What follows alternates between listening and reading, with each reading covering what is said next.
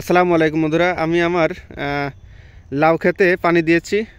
পানি দেওয়ার পর কি সার দেবো সেটা আপনাদেরকে দেখাবো। আমি সার নিয়েছি হলো দস্তা এবং ডিএপি সার। তো আপনারা জানেন ডিএপি সারের মধ্যে ইউরিয়া অর্থাৎ নাইট্রোজেন 18% থাকে এবং টিএসপির সমতুল্য ফসফরাস থাকে। তো এই জন্য আমি ডিএপি সার নিয়েছি এবং সাথে নিয়েছি হচ্ছে দস্তা সার।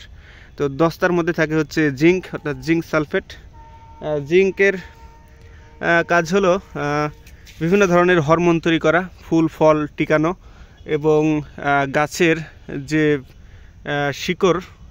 শিকড় গজানো, এছাড়াও গাছের দুর্বলতা রোধ করে এই দস্তা সার। তো আমি এজন্য আমার গাছগুলো কিছুটা দুর্বল আছে এবং প্রচুর পরিমাণে জালি আসছে এই মুহূর্তে। তো জালিগুলো যাতে টিকে সেই কারণেই আমি ডিএপি সার এবং দস্তা সার দিয়েছি।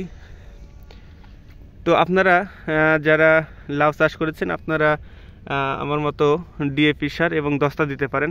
তবে অবশ্যই সার দেওয়ার আগে একজন অভিজ্ঞ কৃষক অথবা অভিজ্ঞ কীটনাশক সার বিক্রেতার নিকট থেকে পরামর্শ নিয়ে তারপরে আপনারা দেবেন।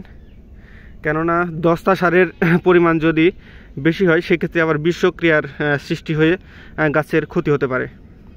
তো বন্ধুরা, আজকে এ পর্যন্তই।